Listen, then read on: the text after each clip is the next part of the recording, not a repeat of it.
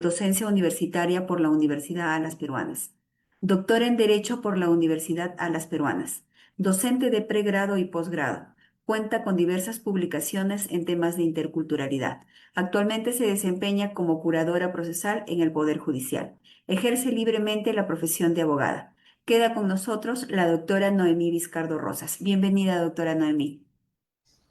Siempre con el honor que me corresponde expresar. Muy buenas tardes, doctora Gloria. Gracias por la invitación, por la oportunidad excelente que me dan de volverme a comunicar con todos nuestros discentes, nuestros participantes que están interesados por estos temas de interculturalidad. Y hoy día nos toca, pues, hablar, de alguna manera, tocar este tema tan delicado sobre los conflictos territoriales y los derechos de los pueblos originarios. En ese entender, vamos a empezar nuestro curso, ¿no?, con este tema, hoy 10 de octubre del año 2005. Como introducción, diremos que los conflictos territoriales entre el Estado, empresas privadas y pueblos originarios presentan uno de los mayores desafíos actuales del sistema jurídico peruano, porque existe una tensión estructural entre el derecho estatal, las concesiones de recursos y el derecho de los pueblos originarios y sus territorios, su pueblo, su tierra, su Pachamama, su Mamapacha, sus recursos, el Mayu, el Orco, Rapicuna, o sea, todo lo que está en la superficie de estos territorios. La ausencia de titulación de tierras, la falta de consulta previa y la expansión de actividades extractivas han generado, pues, tensiones que requieren respuestas jurídicas claras, interculturales y respetuosas de los derechos colectivos.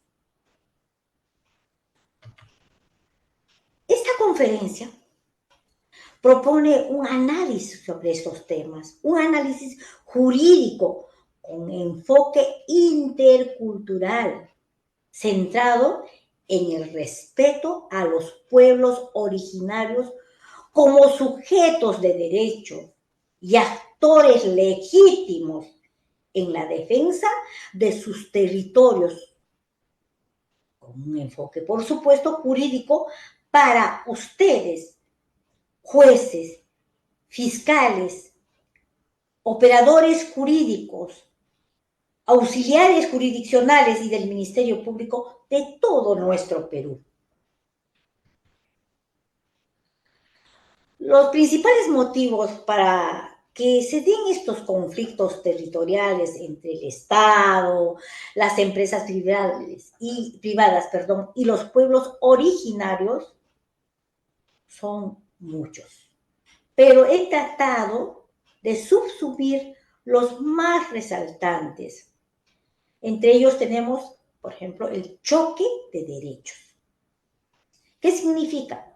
El Estado otorga concesiones de recursos, mientras los pueblos originarios reclaman la propiedad y control ancestral de sus territorios. Porque si nos hacemos una pregunta, ¿quién estuvo primero en un territorio? ¿El Estado o los pueblos o los habitantes de este? El Estado, ustedes saben que es una ficción jurídica, mientras que los hombres, el pueblo, es una realidad. El otro principio o los otros fundamentos que motivan estos conflictos territoriales entre el Estado y las empresas privadas con los pueblos y los pueblos originarios son, pues, la débil aplicación legal, Aquí tenemos pues la consulta previa y el reconocimiento de los derechos colectivos que suelen ser formales o insuficientes. Cuando les digo formales es que están escritos en papel. Insuficientes porque no son con total cobertura, no tienen una cobertura, no estamos coberturados como pueblos originarios, totalmente. ¿Por qué? Porque muy bien yo estaba oyendo a un lingüista famoso de la Universidad Católica que decía, ¿no? Para que haya una aplicación legal y para que estas consultas previas, entre otras, ¿no? Y todo el fundamento jurídico que administra esta consulta previa, ¿no? Para el reconocimiento de estos derechos colectivos, deben ser hechos por personajes, por personas originarias, nativas, ¿no? En concordancia con los representantes del Estado. ¿Para qué? Para que haya una buena aplicación. Por eso, hasta ahora, como no se hace eso, no se practica esa consulta previa realmente con los actores natos, originarios de los pueblos, entonces hay una débil aplicación legal. Entre el otro motivo de conflicto territorial está la superposición de títulos. ¿Por qué? Porque en esta superposición de títulos se observa que hay falta de catastro, por ejemplo. Falta de una titulación comunal clara que genera pues inseguridad. La titulación no abarca, no exactamente, no delimita correctamente. Otro de los principales conflictos son pues los intereses económicos, donde ahí están las actividades extractivas, como la minería, hidrocarburos, forestal, que presiona las tierras indígenas. Las tierras indígenas son apabulladas, presionadas, ahorcadas, ahogadas, asfixiadas por este tipo de actividades extractivas. También vamos a ver que otro de los motivos de los conflictos territoriales entre el Estado, las empresas privadas y los pueblos originarios son la protección cultural y ambiental. ¿Qué significa? Que las comunidades defienden su identidad, su cosmovisión frente a los proyectos estatales o privados. Entonces se suscita pues una controversia, se suscita un conflicto. ¿Por qué? Porque los pueblos originarios, en su cosmovisión, las piedras sonríen, los ríos hablan, los árboles cantan, las hojas hacen el amor y se reproducen con frutos dulces, jugosos. Y solo estos pueblos originarios tocan, aprovechan, consumen, extraen lo que realmente necesitan para su consumo, porque no piensan en lucrar, en enriquecerse, ¿no? En favorecerse, abusando de la pasividad ambiental. Esa es una gran diferencia entre la cosmovisión de las comunidades o pueblos originarios frente a los proyectos estatales o privados. El marco conceptual que tenemos sobre los conflictos territoriales y los derechos de pueblos originarios es que primero tenemos que definir, pues, ¿Qué es realmente en este aspecto un conflicto territorial? Siendo que me permito decirles que es toda disputa por el control, la posesión o el uso de un territorio. En el caso de los pueblos originarios, estos conflictos están vinculados a la defensa del territorio ancestral, que es eje fundamental de su cultura, de su espiritualidad y subsistencia. Tanto es así que los pueblos originarios realmente con poco o con mínimo o tal vez todavía considerando su cosmovisión, su cultura, su espiritualidad y subsistencia, son personas realmente felices. ¿Por qué? Porque en todo lo que piensan es en vivir en armonía con el medio que los rodea, considerando como su medio primero a su familia. ¿Y quién es su familia? Primero, ¿no? Los que se originan después de la unión de un hombre y una mujer que procrea. Y luego su familia es todo el ayllu, todo el territorio de su estado, de su nación, de su pueblo originario. Entonces, entre ellos se procuran ser felices, pero es una felicidad natural, sana, con cultura, con mucho espíritu de creer en los apus, de honrar a la Pachamama o a la Mamapacha, de conocer por qué el río, ¿no?, brinda todo su ecosistema para la producción, para la subsistencia, para el enriquecimiento. Ellos no tienen el problema que la cultura estatal, la cultura de los pueblos urbanos tenemos.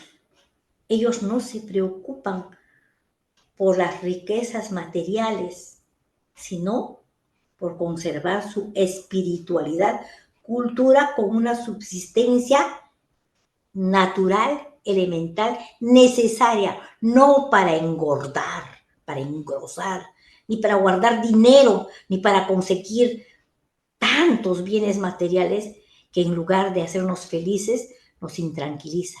No, ellos para tener un equilibrio, de tal forma que, por ejemplo, ellos no tienen enfermedades como nosotros, no sufren, no están tras de los hospitales, de los centros de salud.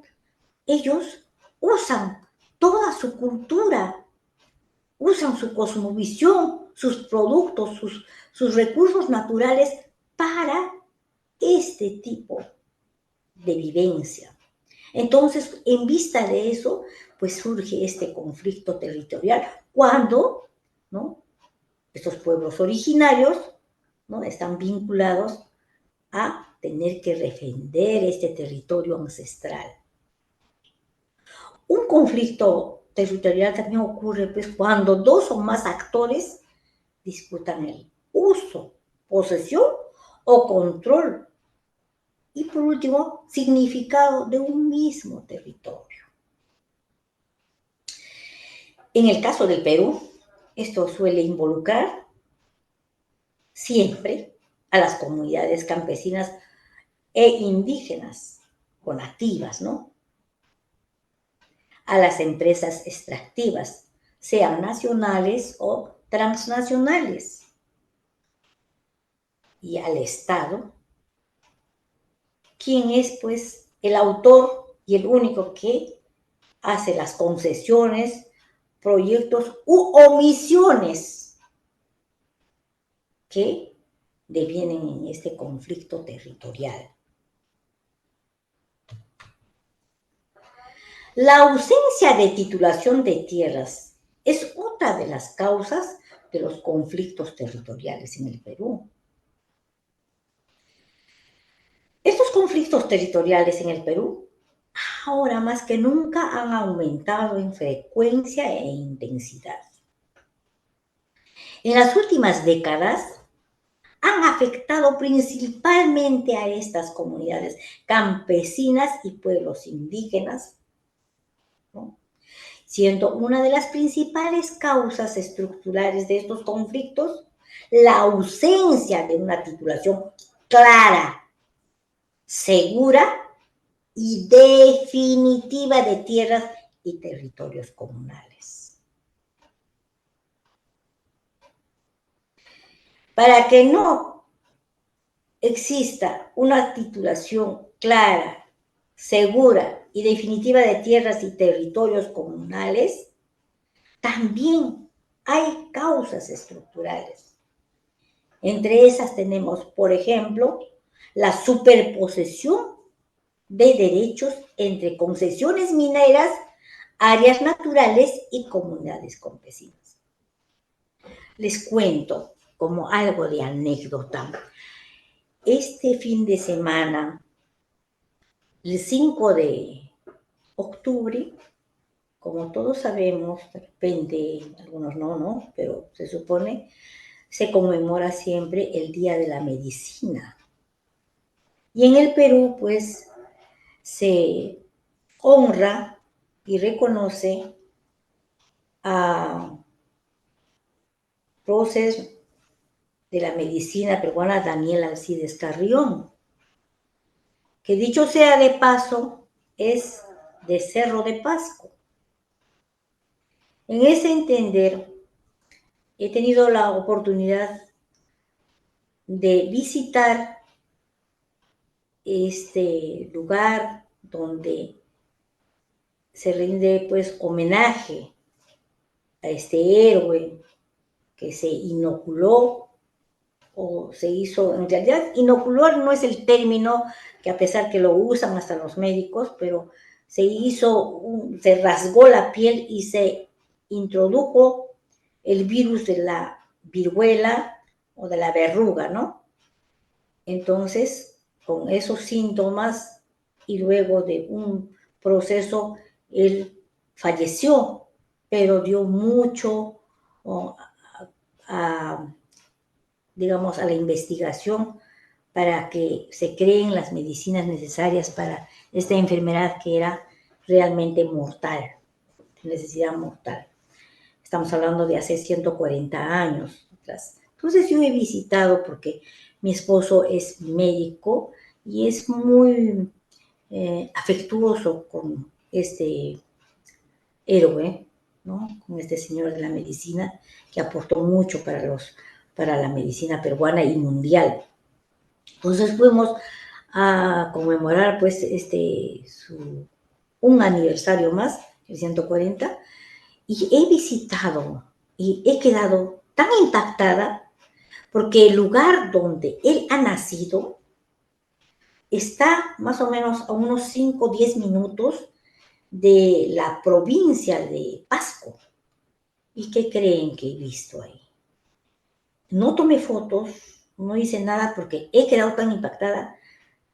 Más de 2 lagos, lagunas de ese territorio, de ese lugar, de ese pueblo donde Daniel Alcides Carrión ha nacido, los lagos están muertos, llenos de relaves. Todo Cerro de Pasco como pueblo, como provincia, tiene un socavón y solo en los alrededores hay casas casi inhabitadas con un color tan grisáceo como la propia muerte, donde no hay árboles más que unos quiuñales, pero de color plomo. Y las personas tienen un color realmente triste.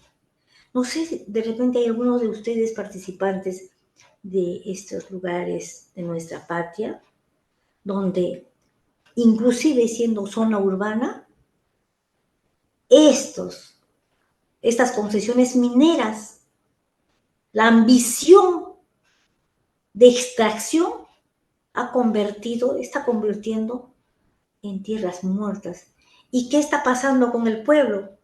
Que a veces por necesidad o porque ya están occidentalizadas también esos deseos, ¿no? Ceden sus derechos a estas concesiones mineras, también sus áreas naturales y sus propias comunidades.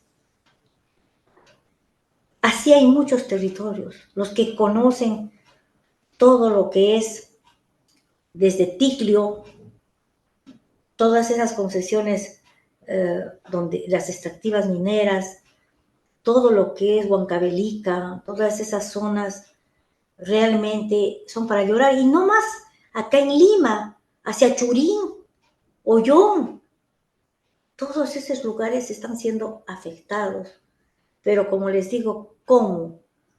Está invadiendo también la necesidad y la forma de ver que es mejor tener cosas materiales porque nos estamos convirtiendo, inclusive los que hemos sido de repente de comunidades campesinas nativas o pueblos originarios, nos gusta tener economía o medios para educar a nuestros hijos, se están cediendo estos territorios comunales, ¿no?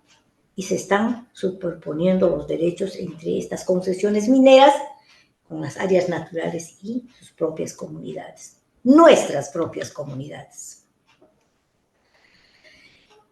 Esta ausencia de titulación de tierras como consecuencia de conflictos territoriales en el Perú también se debe pues a los catastros y registros que están desactualizados porque no tienen los límites comunales precisos. ¿Por qué? Porque han construido, o han destruido, o han convertido, como les estoy contando, por ejemplo, lo que era un lago, han secado, los han enterrado, o han cortado, han hecho zanjas, han hecho cráteres, han hecho huecos, han hecho túneles, etcétera, etcétera, etcétera, carreteras, entre otros. También otra causa es la fragmentación institucional y los trámites burocráticos entre todas las múltiples instituciones que intervienen en este tipo de concesiones. Otro de estos conflictos territoriales en el Perú es la falta de recursos técnicos y financieros para el saneamiento físico y legal de estos territorios, así como el débil reconocimiento y protección efectiva de la propiedad colectiva, pese a que hay un marco legal que ahora, en este instante, está vigente. Lo que significa que la letra está muerta. No se puede proteger porque no hay voluntad, porque prima lo material, prima el lucro, prima tener, ¿no?, dinero.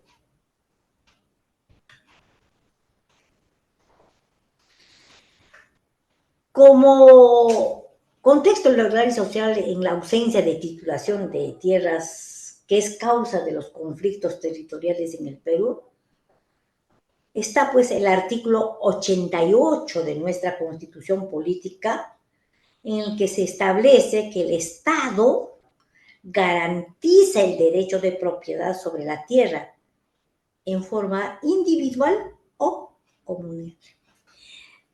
Distinguidos conferencistas, fíjense lo que dice este artículo, analicemos. El Estado garantiza la propiedad del derecho a la tierra, ya sea en forma individual, particular o comunal. Pero ¿a qué le llama propiedad de la tierra el Estado?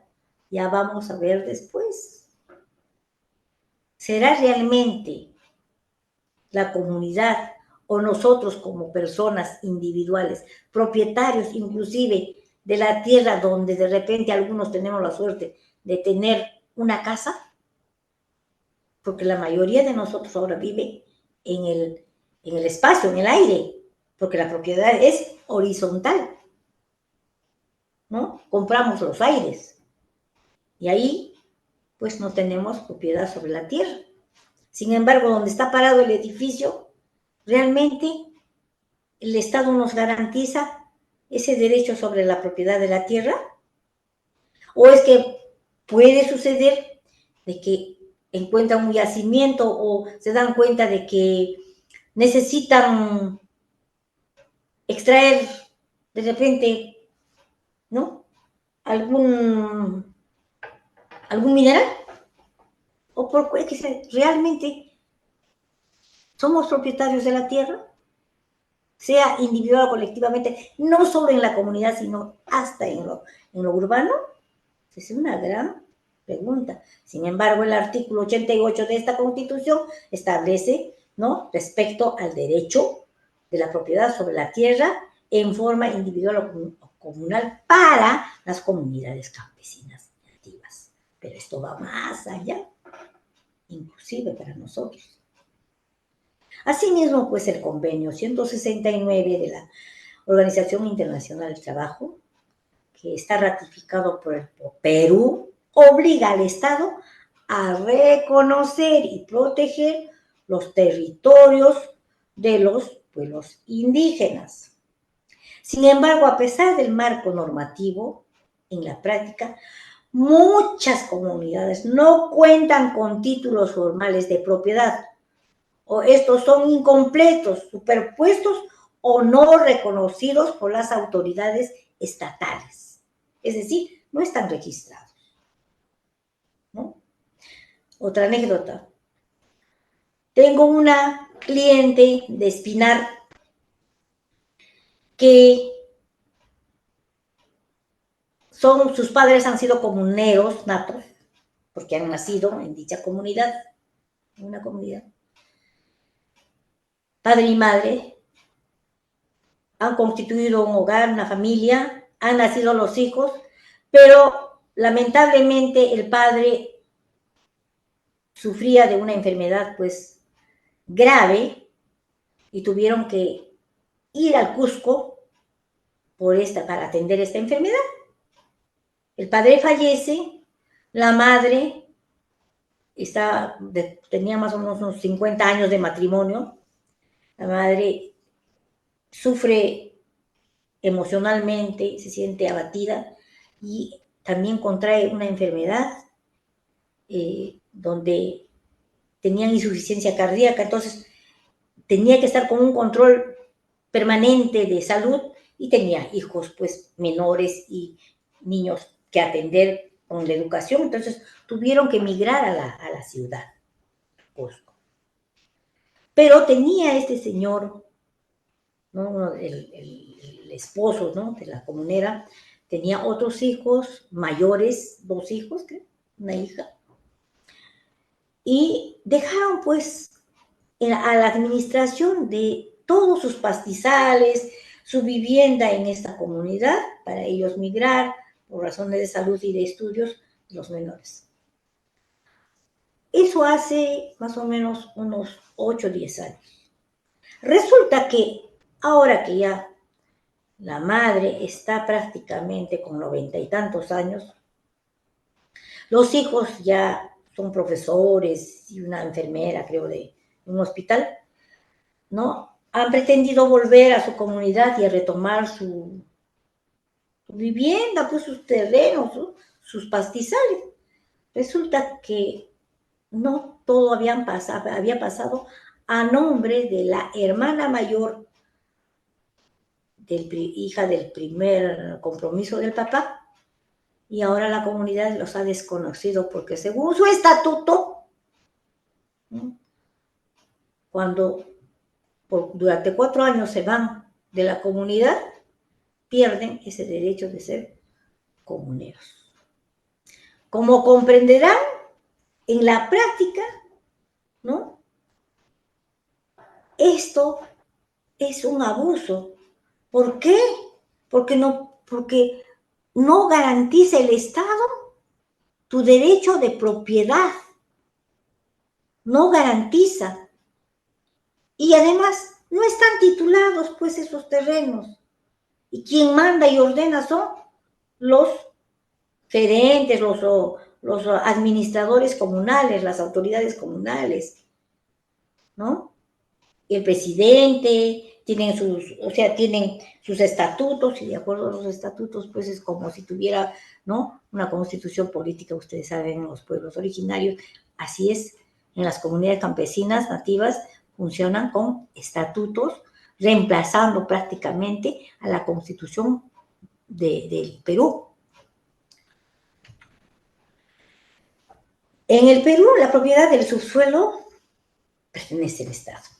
Eso es, al final, lo que les quería decir desde el principio. ¿Por qué? Así lo establece, pues, el artículo 66 de nuestra Constitución. Dice, los recursos naturales, sean minerales, hidrocarburos, aguas subterráneas, entre otros, son patrimonio de la nación y el Estado es soberano en su aprovechamiento. Los propietarios de la superficie solo tienen dominio sobre el suelo. El subsuelo se considera bien de dominio público. Para explotar minerales, gas o petróleo, se otorgan concesiones que dan derechos de uso, pero no transfieren la propiedad, porque sigue siendo el dueño el Estado. El fundamento de que estos recursos son estratégicos para el desarrollo nacional y deben administrarse en beneficio de toda la población. Esa es la razón, el fundamento, digamos, lo que garantiza y el motivo por qué los terrenos, el territorio, el suelo, nunca es de propiedad comunal ni particular. Es porque estos son estratégicos, según el Estado, para el desarrollo nacional. Por lo tanto, deben ser administrados para el beneficio de toda la población.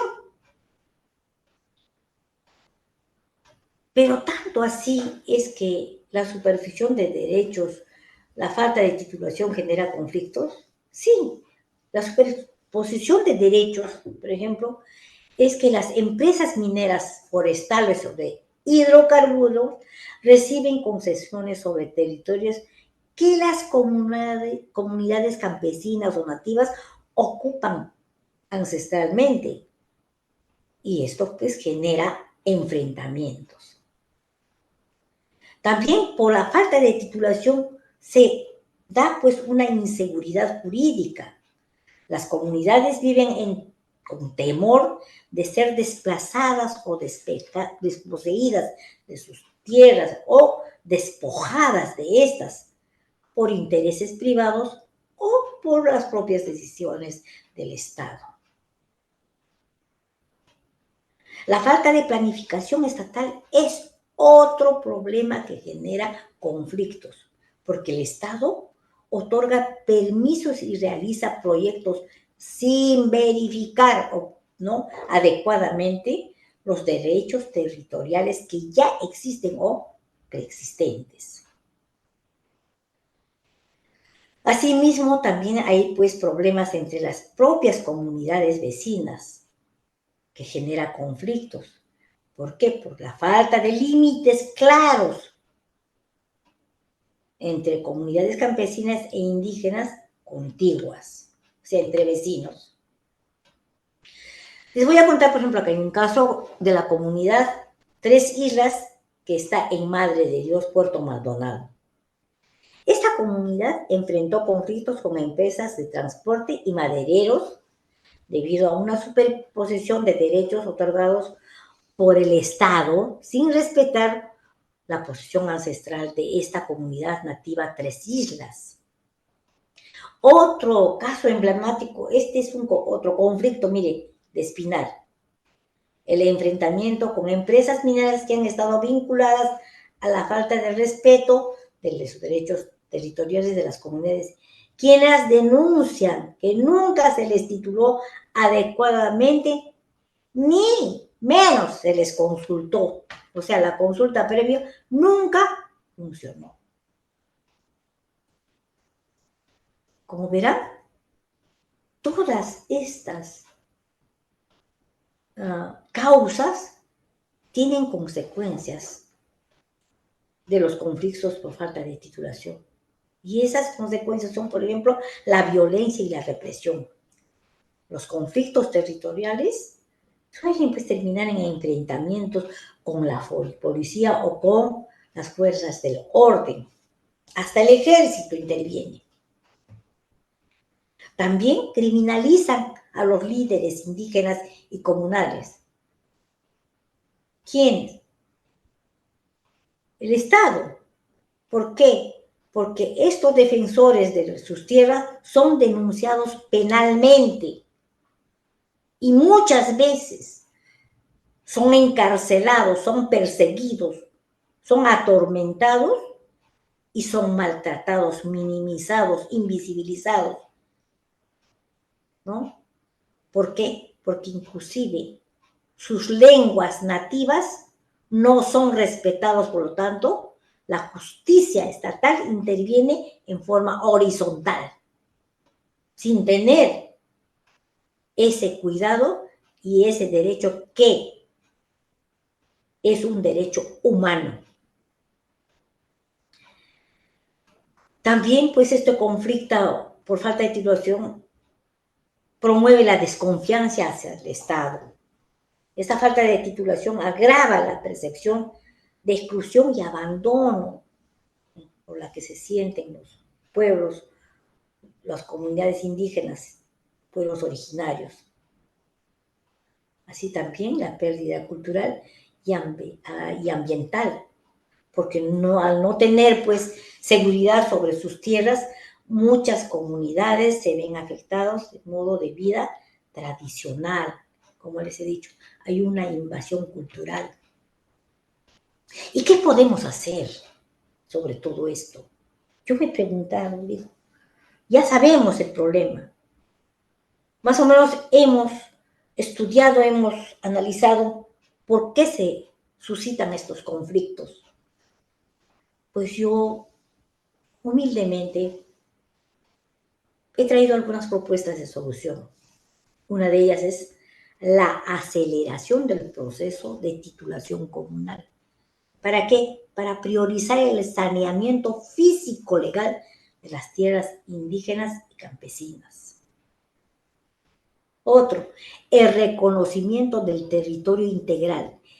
Es decir, que no solo las áreas habitadas, sino también los espacios de uso tradicional y espiritual deben ser reconocidos en forma integral como parte de la comunidad campesina y nativa. Y donde queda la consulta previa y efectiva y vinculante. Esa consulta debe ser vital, ineludible, obligatoria, vinculante. Esa consulta previa, efectiva y vinculante debe establecer, ¿no?, que se cumpla con el convenio 169, porque ahí sí está bien claro, pero que muchas veces, por ejemplo en el Perú, se salta esa consulta previa, o que esta consulta previa no es transmitida en su propio lenguaje, ni a ese nivel horizontal. Otra solución sería el fortalecimiento de la institucionalidad intercultural para mejorar la coordinación entre el Estado y las organizaciones representativas de los pueblos originarios. En conclusión, la ausencia de titulación de tierras es una de las causas fundamentales de los conflictos territoriales en el Perú. Superar esta deuda histórica con los pueblos indígenas y comunidades campesinas es clave para alcanzar la paz social y el respeto a los derechos de los pueblos ancestrales.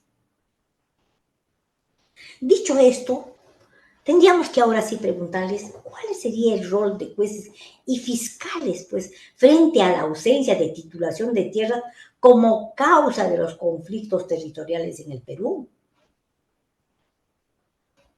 Entonces, en ese caso, los jueces y los fiscales en el Perú pueden actuar dentro de sus competencias para mitigar los conflictos territoriales derivados de la falta de titulación comunal. ¿Y cómo? Con las siguientes medidas. Por ejemplo, aplicar el marco constitucional e internacional.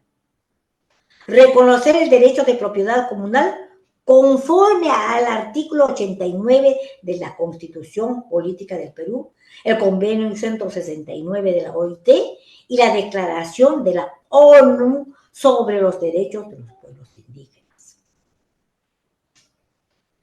Otro de el rol que les tocaría a los jueces y fiscales de nuestra patria sería el control difuso y protección preventiva. ¿Qué significa? Suspender o declarar inaplicables los actos administrativos o concesiones que vulneren derechos colectivos mientras se resuelva el problema de titulación. También vuestras acciones judiciales específicas, es decir, admitir y tramitar procesos de amparo, medidas cautelares, acciones de cumplimiento para obligar al Estado a sanear y a titular tierras comunales. También debe haber investigación y persecución penal, es decir, procesar a quienes cometen delitos de usurpación, coacción o daños en esos territorios de las comunidades campesinas nativas, en contextos de conflicto de tierras, garantizando un debido proceso y, sobre todo, la interculturalidad. También implementando mecanismos de conciliación y diálogo. Ustedes pueden promover mesas de concertación, peritajes antropológicos y mediación judicial, asegurando participación de las comunidades y respetando su derecho consuetudinario. Si bien es cierto que estas intervenciones no constituyen la obligación del Poder Ejecutivo de titular, pero permiten asegurar derechos y prevenir escalamiento de violencia mientras se concreta el saneamiento del lugar, no más cierto puede ser el rol místico de jueces y fiscales para ayudar a conservar estos territorios ancestrales como parte de nuestro derecho a ser inquilinos, visitantes del planeta, porque no es nuestra propiedad. La falta de consulta previa, por ejemplo, en la expansión de actividades extractivas en el Perú, está pues mucho más acrecentada en las últimas décadas. El Perú ha experimentado una notable expansión en este tipo de extracciones, como son la minería, el petróleo, el gas, la extracción forestal, estoy hablando de madera, ¿no? Muchas de ellas en territorios habitados ancestralmente por comunidades campesinas e indígenas. Esta situación pues genera graves tensiones, en gran medida debido a la falta de implementar el convenio, por ejemplo, 169, ¿no?, que está ratificado por la ley 26253, que establece la obligación del Estado de consultar a los pueblos indígenas cada vez que se prevean medidas legislativas o administrativas susceptibles de que se les afecte directamente a estas comunidades campesinas o nativas. La Constitución Política del Perú, en el artículo segundo, numeral o inciso 17, reconoce el derecho a la identidad étnica y cultural de los pueblos. No olvidemos eso.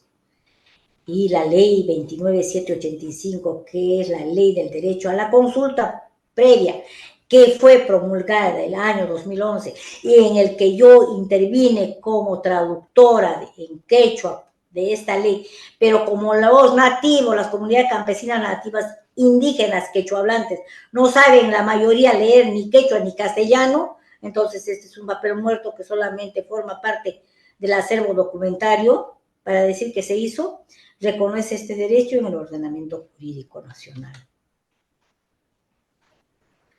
Entonces, dicho eso, viene ya, ¿por qué razón no se cumple el derecho a la consulta previa en el Perú?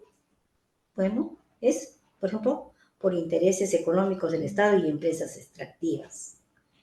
Se priorizan los ingresos fiscales antes que los derechos colectivos de los pueblos originarios. Por la deficiente institucionalidad que ya lo sabemos todos.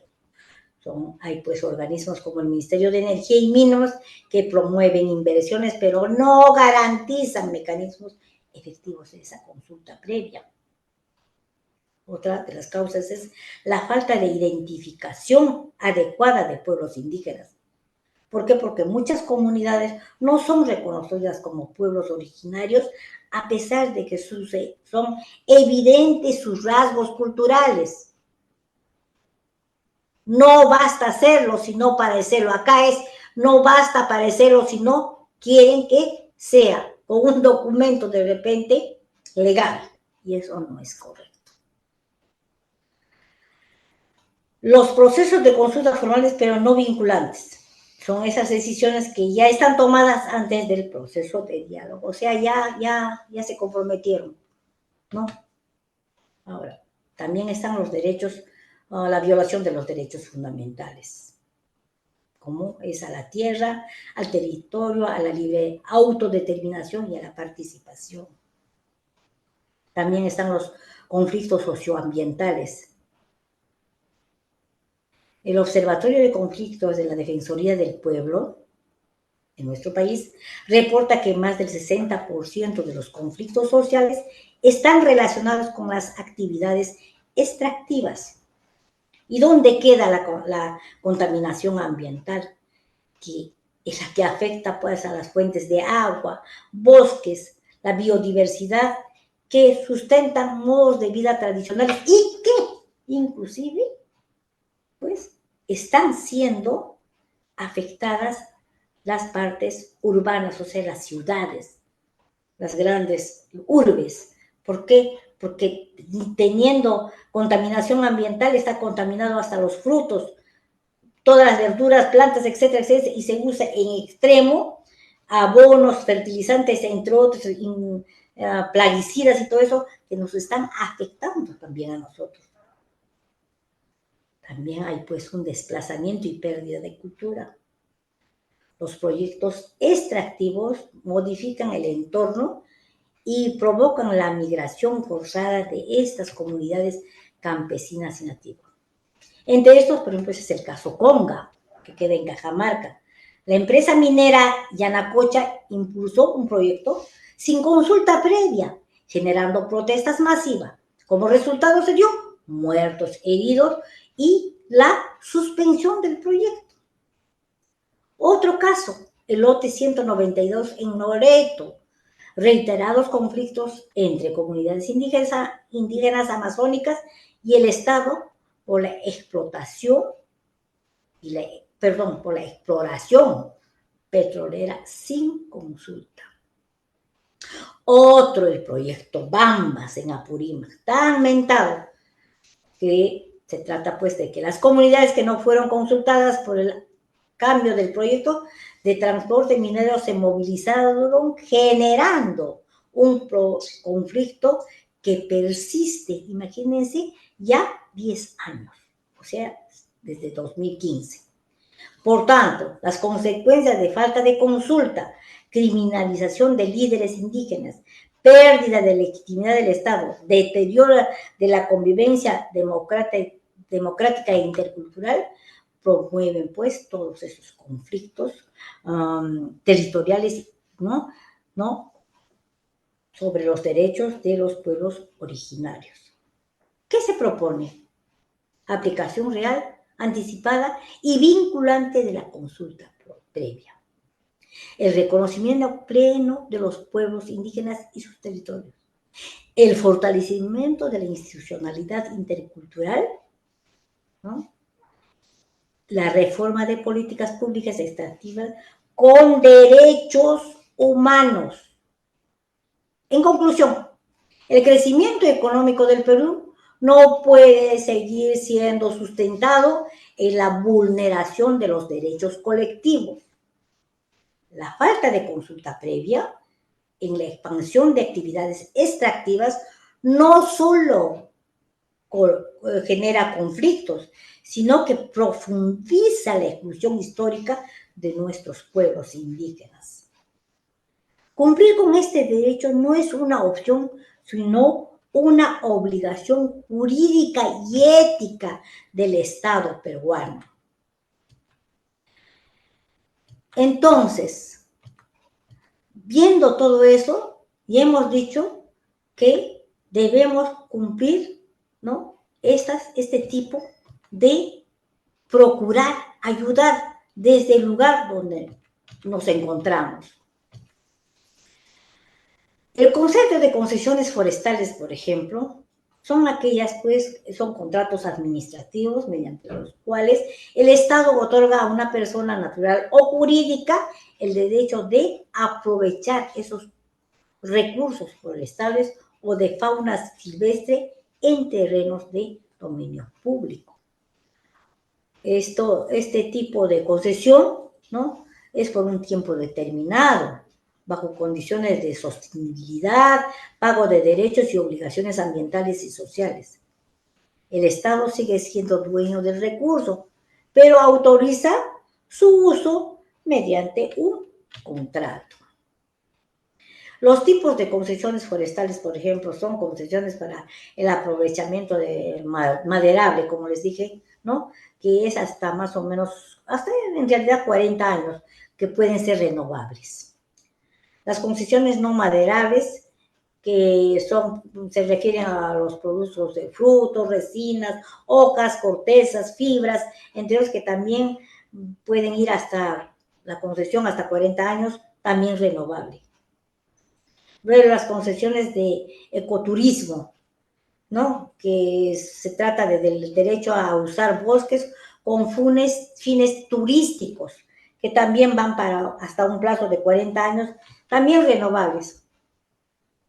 ¿no? Entonces, ya ver cómo se hace todo eso ya es materia de otra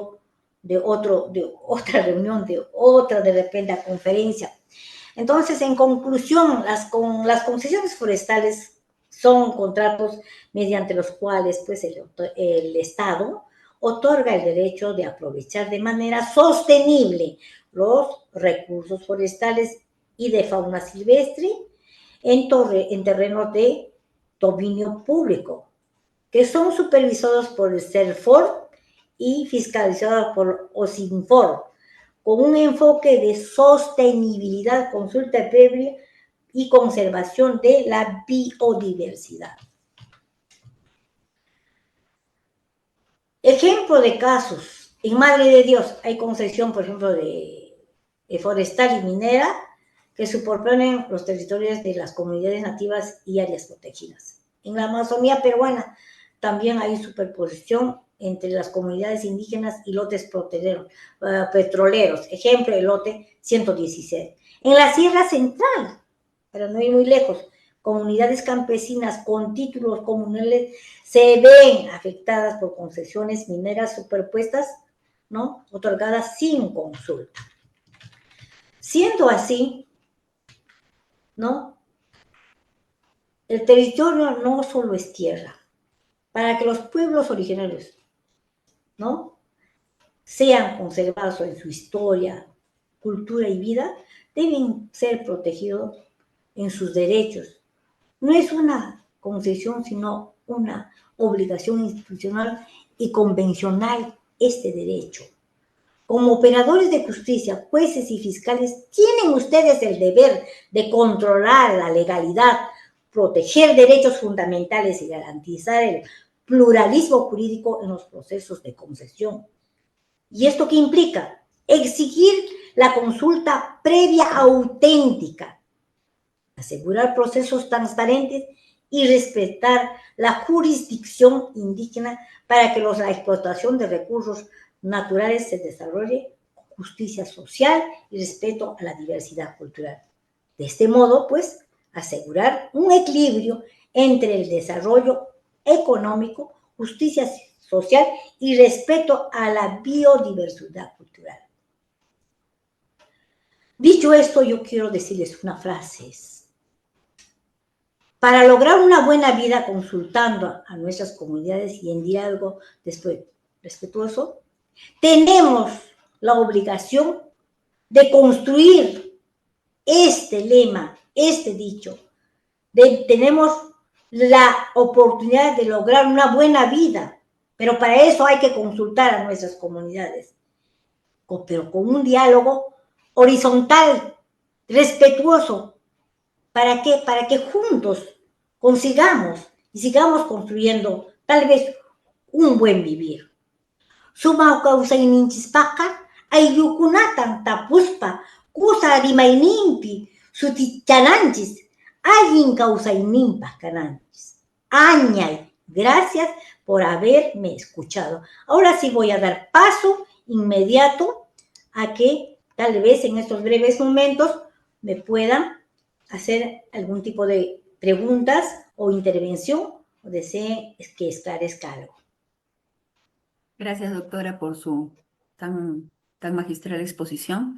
Si tenemos alguno de nuestros discentes que deseen formular alguna pregunta, pueden levantar la mano, por favor, para poder otorgar los permisos necesarios.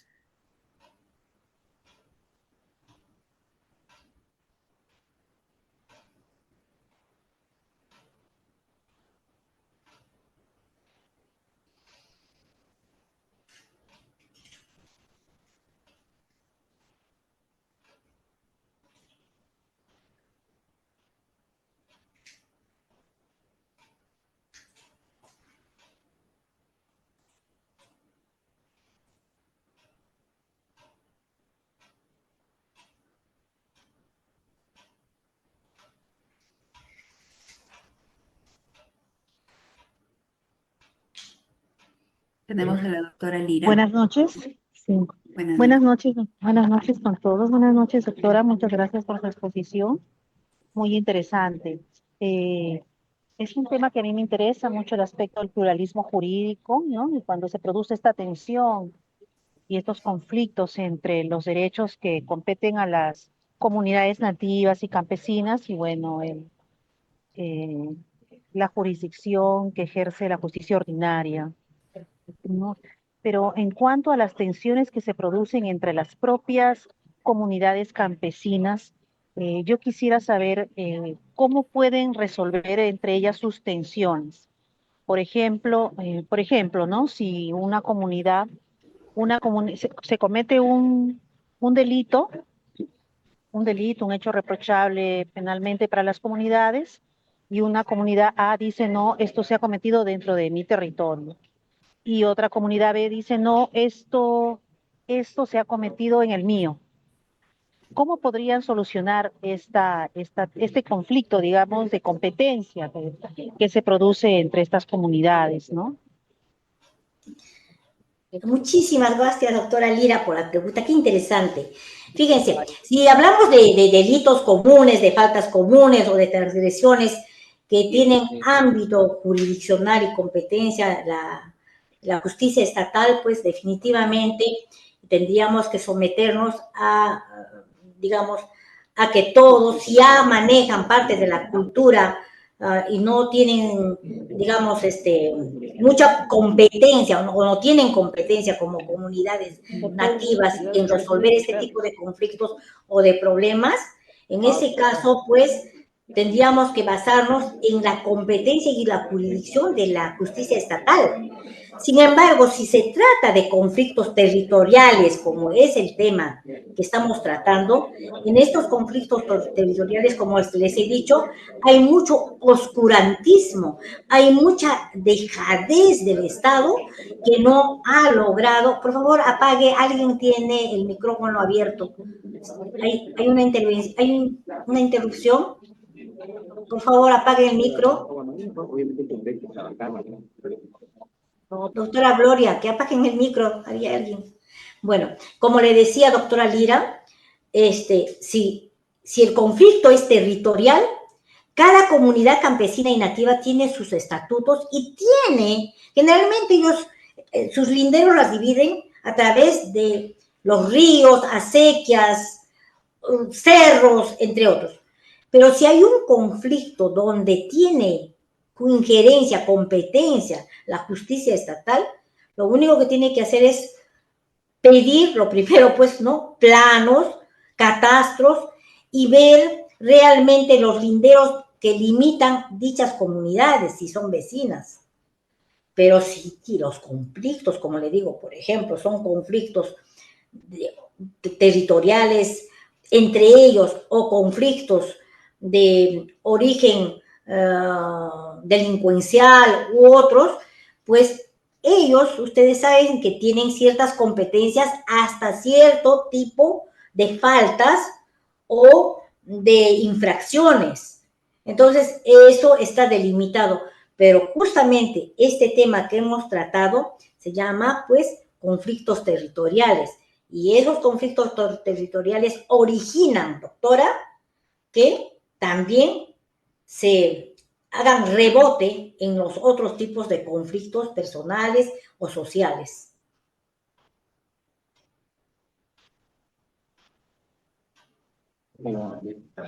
Gracias, doctora. Pero también me causaba curiosidad y que esto es en el caso de comunidades campesinas que se encuentran registradas, ¿no es cierto?, inscritas en registros públicos de manera formal, tienen sus estatutos. Pero ¿qué pasa con aquellas comunidades campesinas o nativas que no han cumplido este requisito, o sea, que no se encuentran registradas? No hay un estatuto que las rija, ¿no?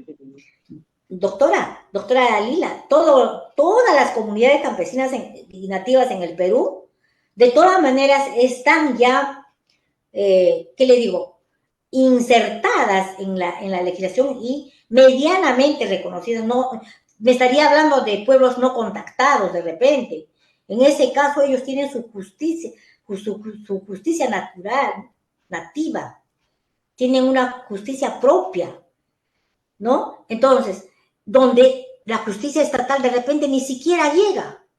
Pero si usted me está hablando de que existe justicia estatal y hay en medio comunidades campesinas y nativas, existe pues un catastro, existe una demarcación, ellos tienen sus titulaciones y si no tienen títulos, ellos saben de qué extensión a qué extensión es su dominio, lo saben. Ok, doctora, sí, esa era mi duda, ya me la aclaró. Muchas gracias. Muy amable. Esa era mi duda. Un abrazo, gracias. Un abrazo.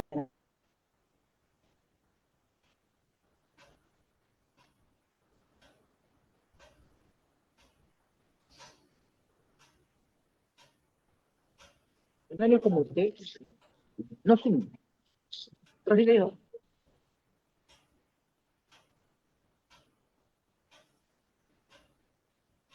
Estoy esperando de repente algunas Sí, doctora, la intervenciones. doctora Carmen ha levantado la mano. Doctora Carmen. Doctora Noemí, buenas noches. También ¿Cómo es? la Gloria, buenas noches. Sí, doctora Noemí, este tema que usted nos trae a colación es muy importante, ¿no? Yo trabajo en el distrito fiscal de Ancash y acá se ve muchos conflictos en comunidades, ¿no? Pero a nivel nacional también veo que la problemática radica en que muchas veces no realizan estas consultas previas, por cuanto desconocen este derecho de las comunidades y hace pues que surjan estos conflictos al no considerarse pues su posición que ellos tienen respecto a determinada decisión que realizan sobre los temas que involucran, ¿no? su comunidad. En esta situación, doctora Noemí, quería preguntarle, en las comunidades, ¿cómo abordar de una manera preventiva, ¿no? O estratégica para poder evitar estos conflictos? ¿Qué usted sugiere o qué opinión al respecto, doctora Noemí, que veo que conoce mucho este tema? Gracias. Muchas gracias, doctora Carmen Rosa. Doctora Carmen, a ver, empecemos. Cada comunidad nativa campesina, las comunidades, mejor, más claro, las comunidades campesinas en el Perú, todas tienen sus estatutos, es decir, sus reglas precisas, claras, inalienables, donde la justicia estatal no puede intervenir. ¿Cuándo interviene la justicia estatal? Cuando un comunero o una comunidad con la otra comunidad, ¿no? No resuelven el conflicto en primera instancia.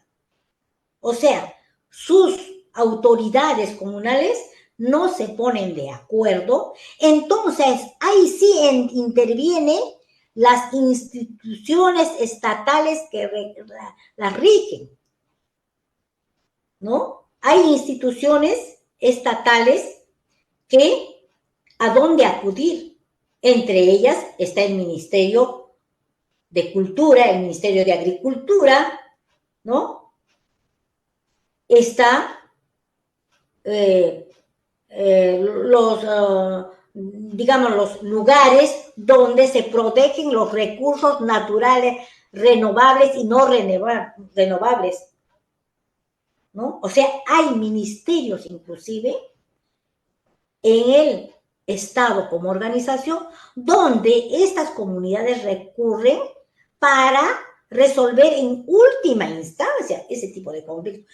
Pero si son conflictos internos de que la vaca de la comunidad A pasó a comer al pastizal de la comunidad B, donde crecían plantaciones de habas, vamos a poner, o quinoa.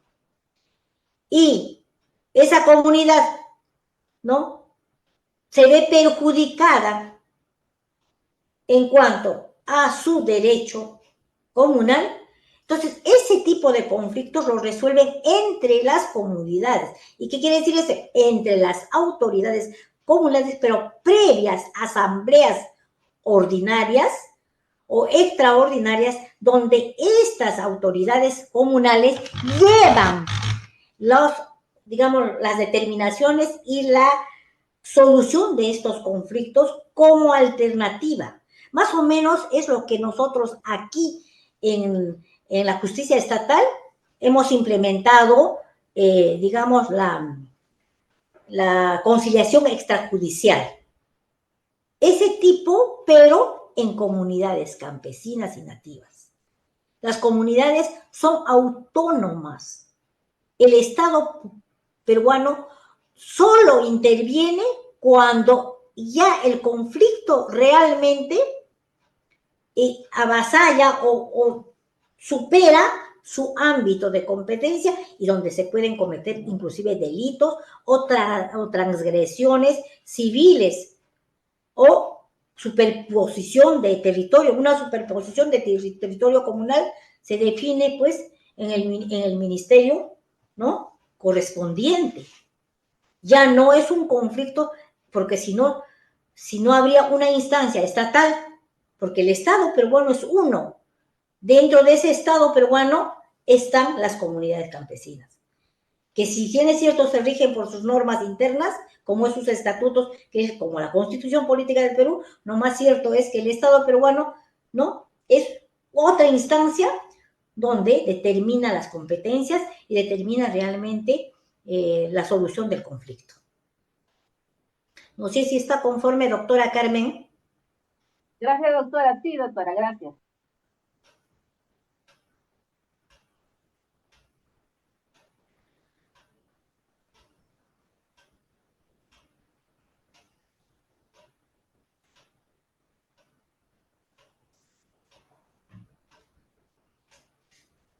Doctora Noemí, quedamos a la espera de más consultas por parte de nuestros discentes. Unos minutos. Por supuesto. Mientras eso me estaré aprovechando para aconsejar algo. Señores participantes de este humilde momento de conversación, de amor, de afecto, de sinceridad, yo lo único que les puedo recomendar como una persona que ha emergido de una cultura quechua, nativa, quechua hablante, natural del Cusco, y que conoce muy de cerca, muy profundamente, la vivencia, la idiosincrasia, la cosmovisión, la naturaleza del indígena, del nativo, del pueblo originario, de nuestras costumbres, de nuestra alimentación. Lo único que les puedo decir es que, conocedora de que ustedes tienen un estatus, un nivel de preparación que es singular y muy diferente, lo único que les rogaría y les suplicaría es de que bajen al llano al momento que les toque en el rol que estén, de poder velar por estos nuestros hermanos, por esta población que requiere de amor, de compasión, de humanidad, de sinceridad, de servicio real. Los que servimos con amor, los que servimos con alegría, podemos envejecer como la cáscara de una naranja y secarnos tal vez y luego porosamente adquirir las líneas del tiempo. Pero lo que no envejece es el recuerdo, es el servicio, es la gratitud. Ellos cómo nos expresan a través de su sinceridad, de su simpleza, de su nobleza. Son como flores, son como árboles, son como hojas frescas con rocío que nos deleitan el alma y nos bañan de esperanza. Solo tengan esa visión cuando traten con estos, nuestros hermanos. ¿Hay alguna, creo, pregunta? ¿Hay alguien más? ¿Alguna intervención? ¿Alguien que quisiera que nos cuente de repente alguna anécdota? Así como yo les cuento, así como que qué he hecho este fin de semana o qué experiencias tengo, sería bueno compartir porque eso nos enriquece. Yo les voy a hablar algo de la consulta previa. El año 2010, en realidad, empezó esta difusión con un proyecto de ley. Yo trabajaba, pues, en el Congreso de la República como intérprete traductora en quechua, ¿no? Entonces, se promulgó, primero se hizo el proyecto de ley, donde, pues, los proyectos de ley se hacen con participación de muchas entidades y personas autorizadas, ¿no? Pero yo tuve una experiencia increíble. Cuando se hizo esa consulta para recién haciéndose el proyecto de ley, llamaron supuestamente a las autoridades comunales de todo el territorio patrio. Eran de todas las comunidades nativas, pueblos originarios del Perú. Y se reunieron, pues, en un gran evento. ¿Y qué creen? Que yo vi que el 80% de los participantes para la consulta previa estaban disfrazados. Eran personas ya citadinas, o sea, del pueblo, la mayoría profesores, ¿no? Que accedían a ofrecerse, o cómo se harían elegir, pues, por las comunidades campesinas, o tendrán algún dominio, ¿qué será? La cosa es que ellos hablaban y comían, por ejemplo, tallarines verdes con bistec, tomaban una cerveza, fumaban cigarros y hablaban de una manera diferente, pero cuando luego empezaba la reunión, iban corriendo a los baños y se ponían su vestimenta de, no voy a decir disfraz por no ser maleducado, pero se ponían la vestimenta del pueblo que disque representaba y empezaban a hablar no en su lengua nativa, porque si yo no sé, si yo soy andino o si soy nativo de cualquier lugar, hablo en mi lengua y luego digo, lo que he querido decir es esto. Por último, si no tengo intérprete. Pero ellos no sabían ni siquiera la lengua nativa de su lugar. ¿Qué quiero decir con esto? Que ese proyecto y la ley de consulta previa, como me consta a mí, porque estuve ahí, y como que me voy a morir, se hizo sin hacer una real consulta pueblo por pueblo a los propios originarios del lugar donde tenía que hacerse la pregunta, cómo querían que se haga esa consulta y qué cosas, qué tópicos, qué preguntas deberían de consultarse para que no sean afectados en su derecho a sus tierras, en su derecho a la cultura, en su derecho a la espiritualidad, en su derecho a la cosmovisión, en su derecho a la lengua, en su derecho humano a la vida, en su derecho a ser persona. Entonces, esa ley de consulta previa que se ha promulgado en 2011 y que hasta ahora no se ha hecho ningún tipo de modificación, ¿está bien hecha? ¿Estará bien hecha? ¿Realmente se consultó a los pueblos originarios? Yo estoy en la capacidad de decir que no, porque yo fui testigo de eso. Entonces, ¿qué cosa debemos exigir? Que se modernice, que se actualice. Ustedes, el Poder Judicial, el Ministerio Público, tiene la capacidad de pedir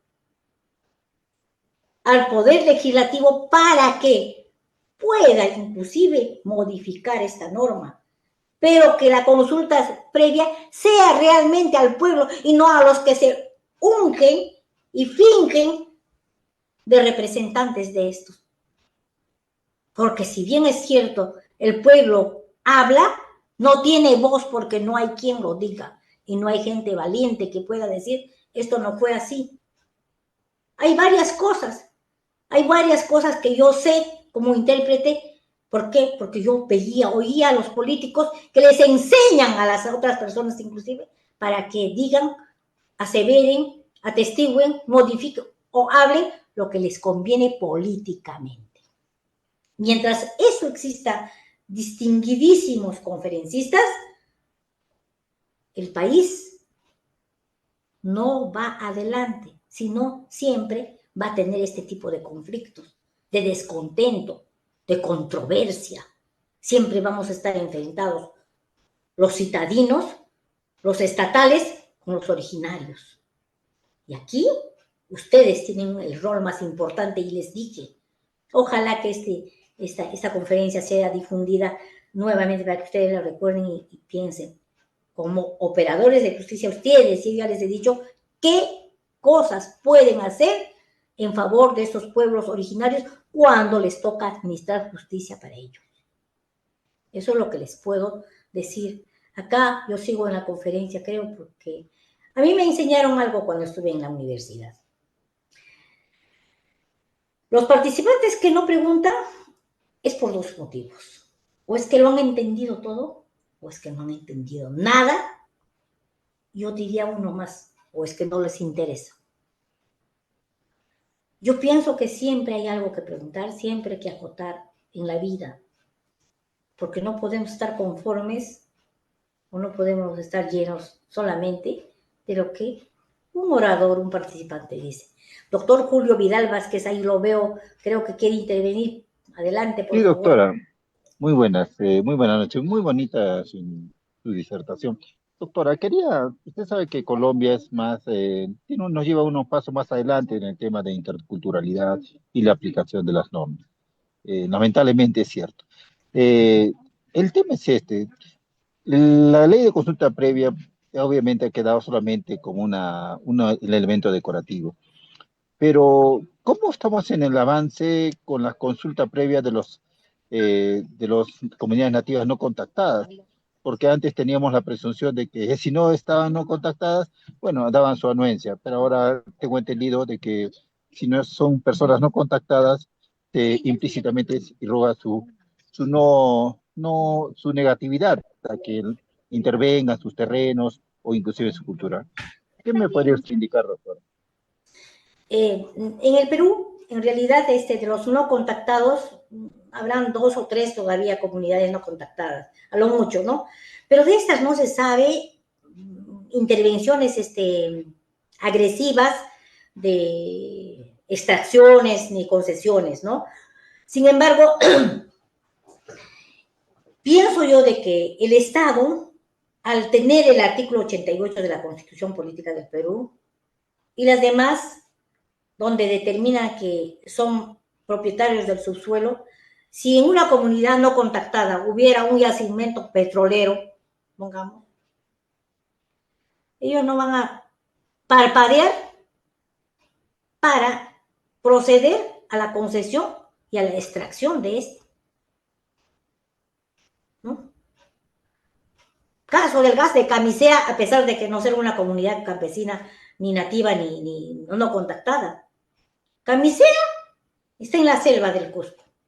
De ahí viene el gas. ¿A quién preguntó? ¿A quién le consultaron? ¿Cuándo fue la consulta? Y como usted muy bien lo dice, doctor Julio, eso es pues la consulta previa es un saludo a la bandera, que Dios nos perdone. Eso no se cumple. Y por último, les hacen firmar, ya les he dicho a los dirigentes, que de repente hasta están pagados por estas empresas extractivas, que sean extranjeras o nacionales, o por personas que denuncian, digamos, extracciones mineras, ¿no?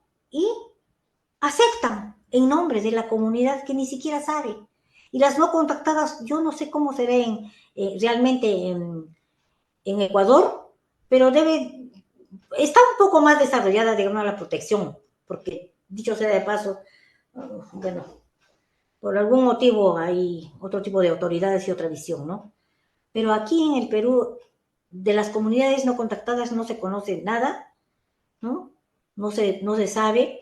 Es más, como les digo, el monopolio del Estado en las tierras comunales, lamentablemente, arrasa con todo si les conviene y si hay un interés, pues, de extracción, un interés de querer usufructuar lo que ancestralmente no nos corresponde. No hay privacidad.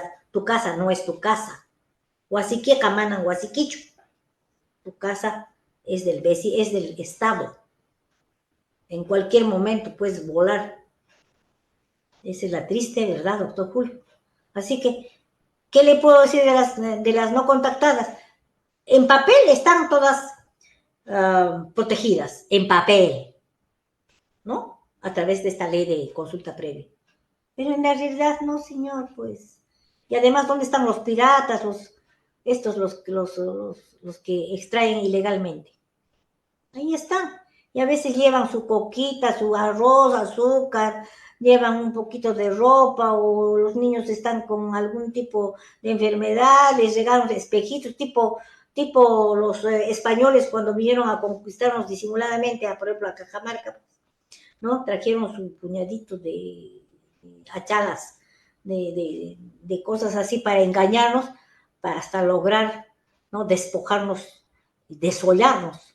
Es exactamente igual lo que hacen. A veces la necesidad tiene cara de hereje y vendemos y damos y concedemos nuestro derecho, doctor Julio. Así que mientras no haya integridad en el Estado, a través de sus gobernantes, esto sigue de Guatemala a Guatepeor. Discúlpeme la franqueza. ¿Hay alguien más? ¿está conforme, doctor Julio, o hay algo que me tiene que contar usted? Porque parece que conoce algo de Ecuador, sería bueno que nos comparta.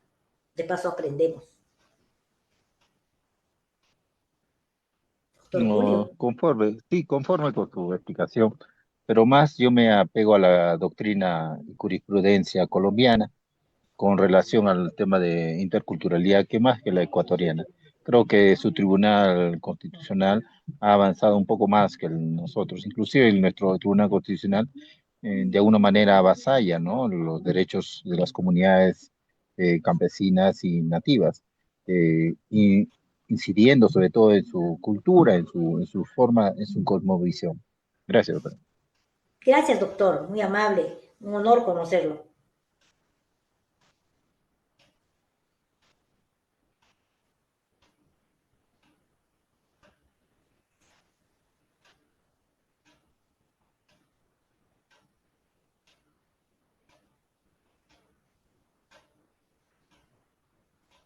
¿Algún discente más, estimados doctores, que deseen formular alguna pregunta? Todavía tenemos unos minutos disponibles.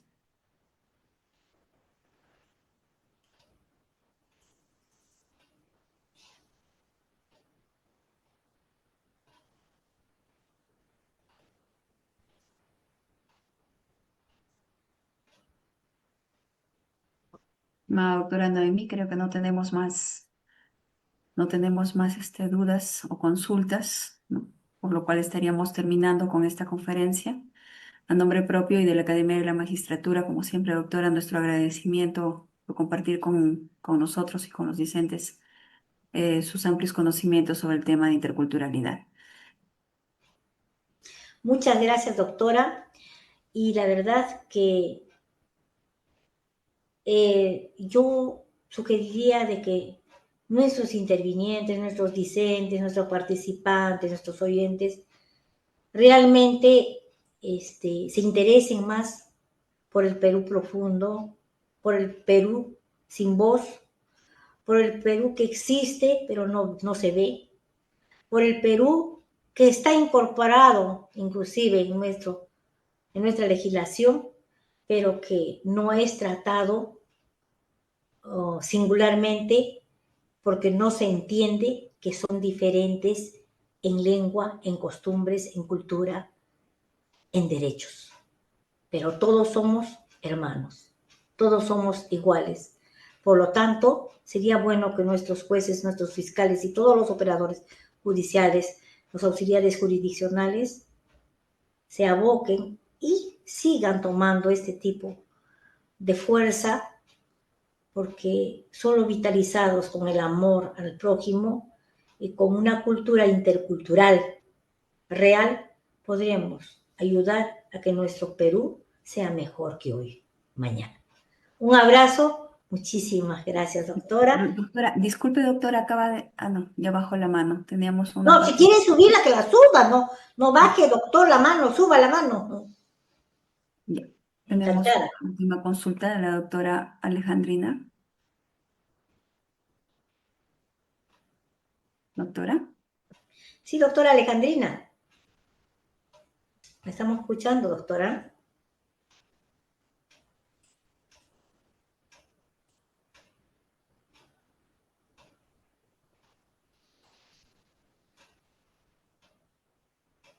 Parece que la conectividad siempre falla un poco, parece.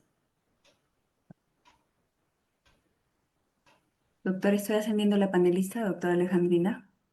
Creo que usted puede ingresar. Parece que su conectividad tampoco le permite, Sí, porque sí, sí. doctora. Bueno, Muchas si gracias usted por desea que esperemos un poco más, yo te encantada, doctora. Usted sabe que me gusta hablar.